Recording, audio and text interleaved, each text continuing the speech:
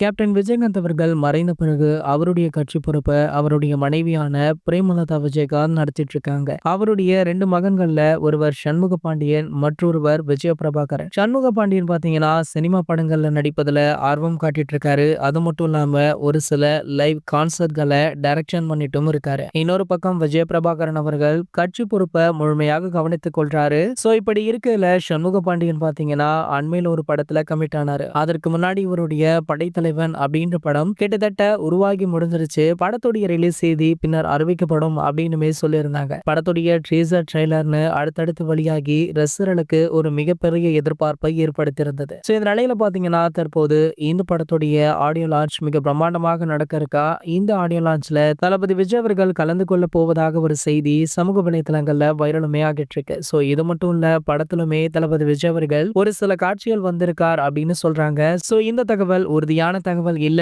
அப்படின்னாலுமே இதை பற்றிய பேச்சு சினிமா வட்டாரங்கள்ல இருந்துட்டு இருக்கு. இது போன்ற சினிமா செய்திகளை பத்தி நீங்க உடனே தெரிஞ்சுக்க நம்மளுடைய தளபதி டாக்கீஸ் அப்படின்ற நம்ம சேனலை சப்ஸ்கிரைப் பண்ணிக்கோங்க.